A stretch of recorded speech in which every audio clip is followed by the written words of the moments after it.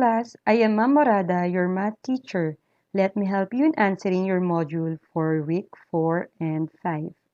In this video, I am going to give you examples about the learning task 1 and 2 under the topic Solving Quadratic Equations and Rational Algebraic Equations. But before we start, please make sure that you have your module, paper, and pen at your side for you to write down notes or solutions that will guide you in answering your module. On page 18 in your module, you will find the learning task 1. So in this task, you're going to find the least common denominators of the following expressions. So you have given 4 expressions there. Now let me show you example number 1. So we have given 1 over 3 plus 2 over 9. So let's find its LCD. Gaya ng sinabi po sa instruction, find the LCD. So the denominators of these expressions are 3 and 9. So let's do prime factorization. So the factors of 3 are 1 and 3 because it is a prime number. Next is 9. What are the factors of 9? We have 3 times 3. This time, let's check what are the factors that they are the same. Ano ba yung factors ng 3 na may kaparehas sa 9? So we have 3 and 3. They are the same. So this will be counted as 1. Isusulat natin siya ng isang beses dito po sa ibaba.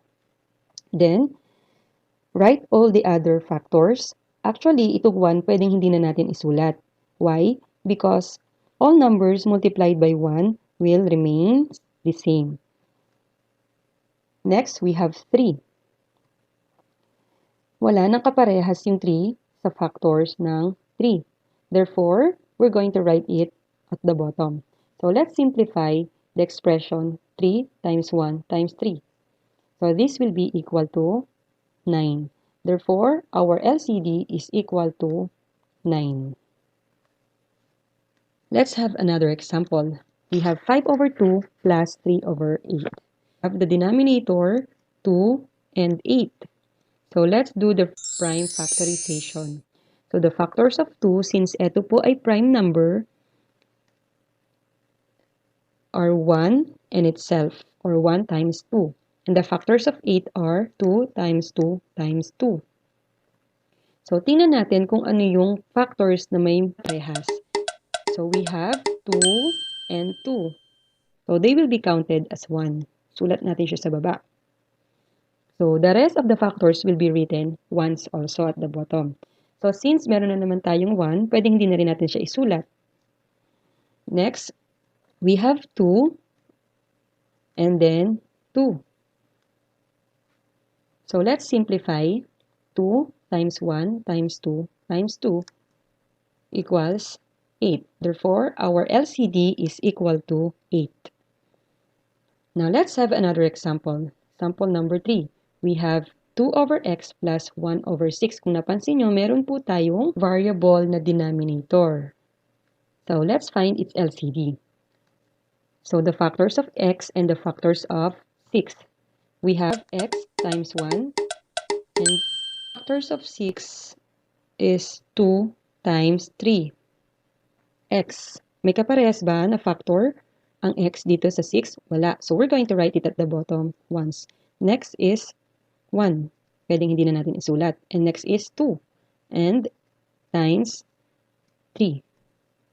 Now, let's simplify. X times 2 times 3, it will give us 6x. Or, just simply multiply x to 6 and that will give us 6x. So, let's have another example. We have given 4x plus 2 over 4 plus 3 over x. Kung napapansin nyo po, meron na naman tayong denominator na variable. So, we're not going to do this, or we're not going to do prime factorization. Ang gagawin na lang natin para mabilis is multiplied 4 by x because the LCD is generally found by multiplying all the denominators as long as they are relatively prime, or no other factor will divide the expressions except 1, kagaya ng x. Wala na factors ang x kundi ang sarili niya at ang 1. Kaya, i-multiply na lang natin siya directly. So, we have 4 times x. It will give us 4x. Simply as that, we already have the LCD of this expression. Now, let's have another example. Over 3 plus 1 over x minus 2. So, let's find the LCD. If you notice, we also have denominator that is variable, which is x minus 2. So, ganun din ang gagawin natin, kagaya po ng naandito. The denominators, 3 times x minus 2. Imumultiply lang po natin silang dalawa para makuha natin ang LCD. So, we have 3 times x minus 2, or we're going to do the distributive property of multiplication. We're going to multiply 3 to x, then it will give us 3x.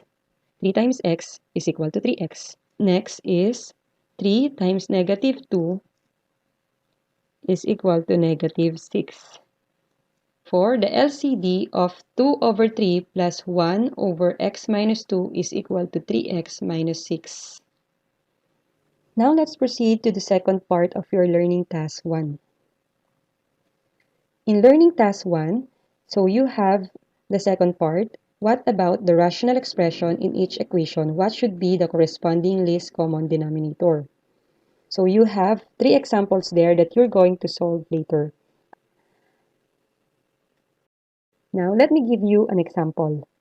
Example number 1, we have 1/3 plus 2x equals 7 over 9. So, list down all the denominators. We have 3, x, and 9. Factors of 3 are 3 and 1, or 3 times 1. And the factors of x is x times 1, because both are prime numbers. Next, 9. The factors of 9 are 3 times 3. Ulitin po natin, dapat ang factors na isang isusulat mo ay prime numbers, o yung number na hindi na siya pwedeng i-divide exactly, or wala na siyang factors except by itself and 1. This time, tingnan natin kung ano kaya yung factors na magkaparehas sa kanila. Now, we have 3 and 3. Magkaparehas na factors ng 3 and 9. So, this will be counted as 1. Let's write it once. Next is x. Since x do not have the same factors to the other denominator, so we're going to write it at the bottom, times x. And the rest, times 3. So, hindi na natin isusulat yung 1 because, kagaya na sinabi ko po kanina, all numbers multiplied by 1 will remain the same, or identity property of multiplication. Now, let's simplify. 3 times x times 3, it will give us 9x. Therefore, the LCD is 9x. So, let me give you another example. We have 6 over x plus x minus 3 over 4 equals 1/4. So, list down all the denominators. We have x, 4, and 4. So, if you notice, dalawa po ang ating magkaparehas na denominator. Pwede na nating hindi isulat to, but I am going to show it to you. Pero kung ayaw nyo isulat, pwede rin naman. Hindi siya mababago ang sagot. Okay, so we have the factors of x, x times 1, and then the factors of 4 is 2 times 2, and another 4, 2 times 2. Parehas lang naman silang 4, that will be counted as 1. So x, let's write it once, and then 2, and 2, so times 2, and then another 2, and another 2. So parehas lang sila, so this will be counted as 1. So let's simplify this expression. So x times 2 will give us 4x. Or, kagaya ng ginawa natin kanina, pwedeng i-direct na natin. Pwedeng i-multiply na lang natin yung 4 sa x. Since parehas lang sila ng denominator, this will be counted as 1. So 4 times x, it will give us 4x. Now let's have another example. 3 over x plus 2 plus x over 5 equals 1 over 5. So we parehas lang sila. Ito, parehas lang silang 5. Next, list down all the denominator. Let's do prime factorization. Papakita ko ulit kung paano gawin ang prime factorization. So the factors of x plus 2 is x plus 2 times 1. And the factors of 5 is 5 times 1. And the factors of the other 5 is also the same. So if you notice, lahat silang tatlo ay prime number because all factors or yung factors nila ay 1 and itself. Therefore, pwede na rin natin silang i-multiply directly. Nito, 5 and 5 are the common factors. So, isusulat lang natin siya as 1. So, x plus 2, sulat lang natin siya ng 1. Yung 1 are all the same factors, but kahit isulat natin siya sa baba, hindi siya makakapagpabago ng sagot. Or ibig sabihin, wala siyang epekto dun sa sagot. That's why, let's not write it. So, let's simplify. 5 times x plus 2 will give us 5 quantity x plus 2 or 5x plus 10. Multiply natin yung 5 sa x. 5 times x will give us 5x. And multiply ang 5 sa 2. 5 times 2 will give us positive 10.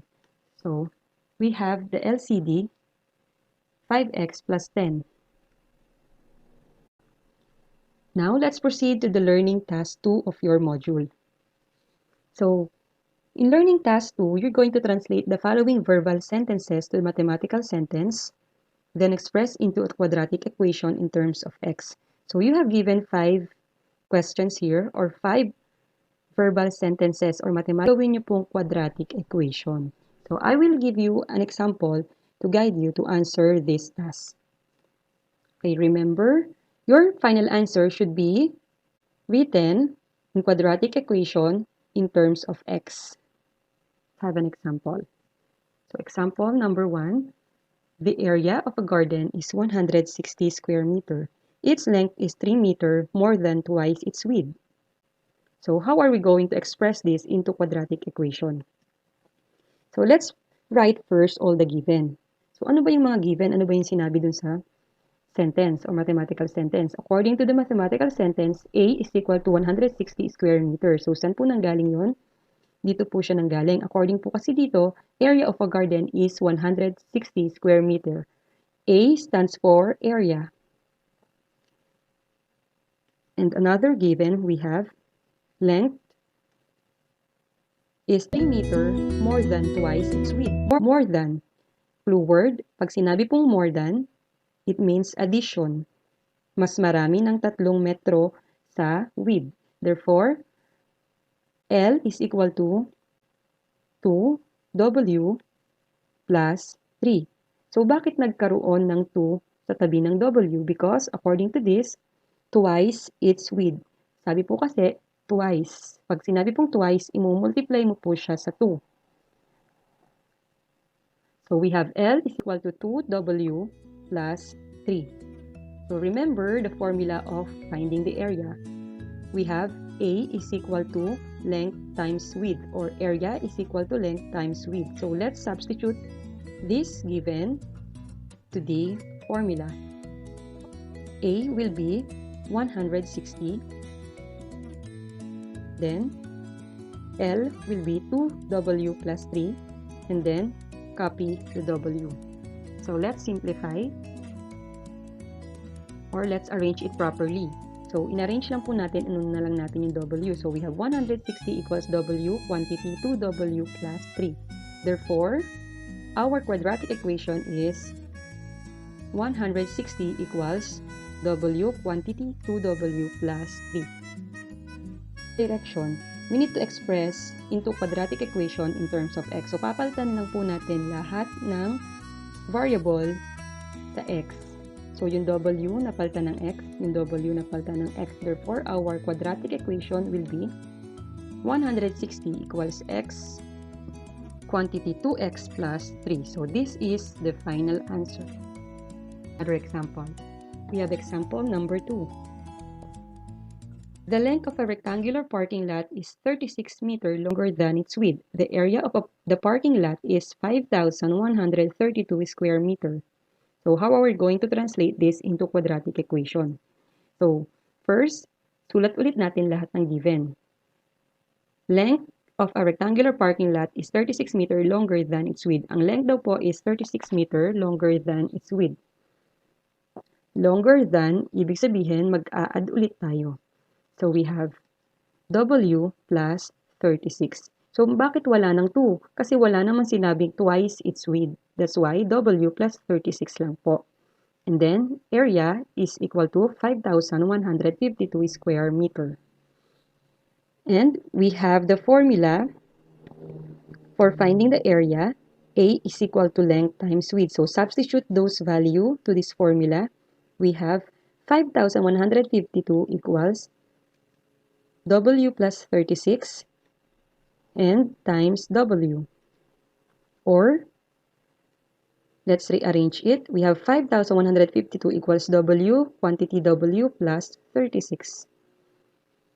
Then, let's express it in terms of X. Papalitan lang natin yung W ng X.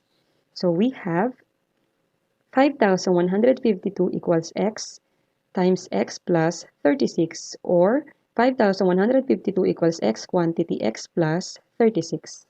So, remember the clue words. Pagka less than at shorter than, isusubtract natin. Pagka longer than or more than, i-add naman natin. To the second part of the learning task 2.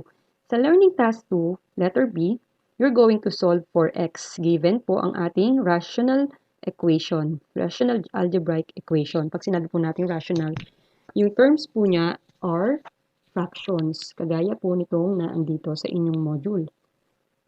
Okay, let's have an example. Let's solve for X. So I will give you an example. We have 1 over X plus 1 over X minus 5 equals 1 over 10.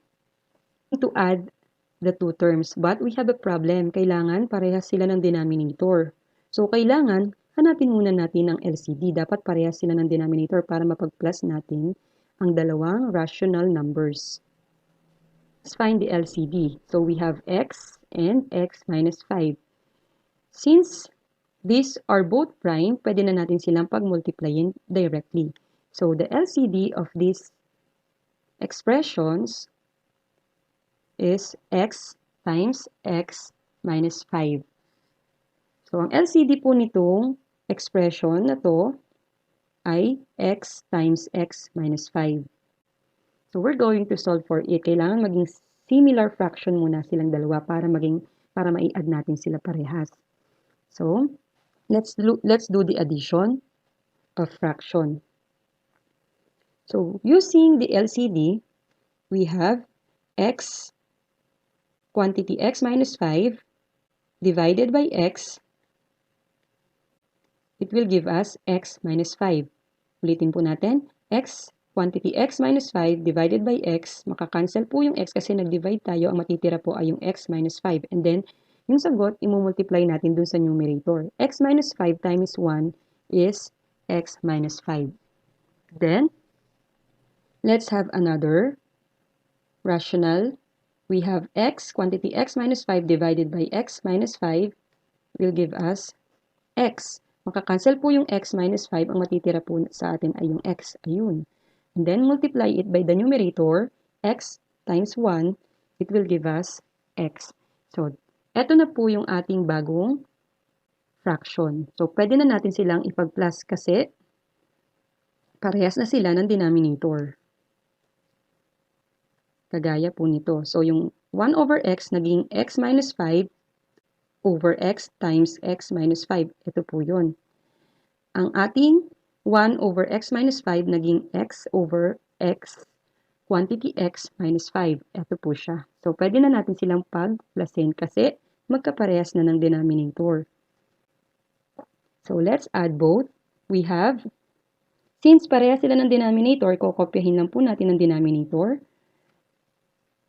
That's the rules in adding the fraction. And then add the numerator. We have x minus 5 plus x. It will give us 2x minus 5. May imaginary 1 po yan dito. So, 1x plus 1x equals 2x. Then, copy negative 5 equals 1 over 10. So, in this time, cross multiplication. Ko-cross multiply natin para mawala na yung ating rational equation or para hindi na siya maging fraction. So, 2x minus 5 times 10 will be 10 quantity 2x minus 5. And then,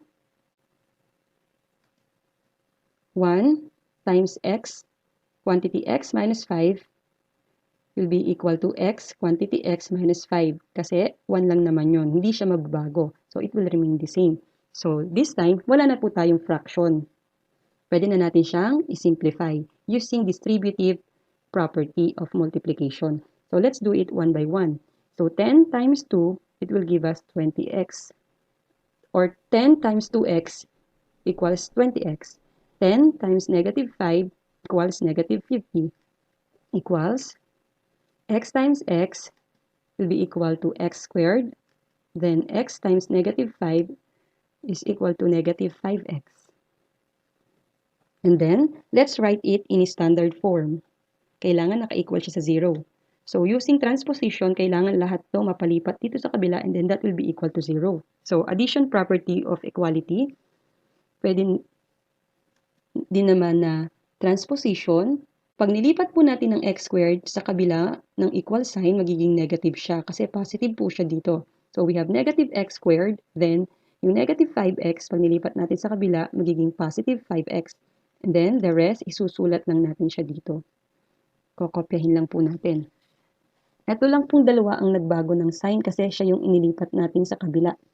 Then, that will be equal to 0. Now we have negative x squared plus 5x plus 20x minus 50 equals 0. So let's combine the like terms. So we're going to combine 5x and 20x. 5x plus 20x will be 25x. Then copy negative 50 and equal to 0. If you still notice, our quadratic term is still in negative. So we need to make it to positive. So to make it positive, we need to multiply both sides by negative 1 and do the distributive property of multiplication. So let's do it one at a time. Negative 1 times negative x squared will be positive x squared. Then negative 1 times positive 25x is equal to negative 25x. Negative 1 times negative 50 equals positive 50. Then on the other side, negative 1 times 0 is equal to 0. Now, we have the standard form of the quadratic equation, x squared minus 25x plus 50 equals 0. So, wala na po tayong rational terms. Mabilis na natin mahahanap ang x or yung value ng x. If you still remember our previous topic about finding the roots of quadratic equation, we can choose from those process. Pwede tayong mag-extracting square root, factoring, completing the square. This time, using quadratic formula is more appropriate. So I am going to use the quadratic formula. So in using the quadratic formula, I need to identify first the value of a, which is 1, since x squared, meron po yung imaginary 1 dito. Then b is equal to negative 25. It is the coefficient of the linear term. And c is equal to the constant of the equation, which is positive 50. So we're going to substitute the value of those coefficients to those values. And then we have x is equal to, copy natin yung negative, then b will be negative 25. Ito po yung value ng b, negative 25, pinalitan natin. Then plus minus square root of b, it will be negative 25 squared. Then minus 4, pinopya lang po natin. Then a becomes 1 and c becomes 50. All over 2 times 1 kasi ang value ng a ay 1. Then let's simplify. We have x is equal to negative 1 times negative 25 is equal to positive 25. Kaya naging positive po ang 25 natin dito. Then plus minus square root. Negative 25 squared or negative 25 times negative 25 is equal to 625. Then, negative 4 times 1 is negative 4. Negative 4 times 50 is negative 200. And then, 2 times 1 is equal to 2. Then, simplifying, we have x is equal to 25 plus minus, yung 25 kinopya lang po natin. And then, square root of 625 minus 200 is equal to 425 all over 2. So, this time, we're going to extract the root of 425. 425 is not a perfect square, but we can do factoring para ma-extract natin yung roots. So, the factors of 425 is 25 times 17. Kasi, we need to find factors of 425 na perfect square. Since 25 is a perfect square, so kaya hinanapan natin siya. Ano ba yung multiply sa 25 para maging 425, and that is 17. So let's simplify. We have x is equal to 25 plus minus square root of 25 times 17 over 2. Then, x is equal to 25 plus minus 5 square root of 17. So, bakit naging 5 square root of 17 na? Since 25 is a perfect square, kinuha natin yung roots. Square root of 25, kinuha natin yung square root. So, square root of 25 is equal to 5. So, wala na siya doon sa loob ng radical sign. And then, 17 stays inside kasi hindi perfect square ang 17. So, we have 5 square root of 17 over 2. So, this time, if you notice, 25 is not divisible by 2. 5 square root of 17 is not also divisible by 2. As well as, hindi natin pwedeng ipag-plus or ipag-minus ang ating numerator. Meron tayong radical sign dito. So, therefore, the value of x is x of 1 is equal to 25 plus 5 square root of 17 over 2, and x of 2 is equal to 25 minus 5 square root of 17 over 2. Ito po, pinaghiwalay lang natin yung plus and minus. And then, that will be our final answer. So, we're going to stop there. Okay, if you have any question, you can comment down below. Okay, thank you for listening. Now, it's time for you to answer your learning task to solve for x. 1 over x plus 1 over x plus 5 equals 1 over 10. Thank you and good luck!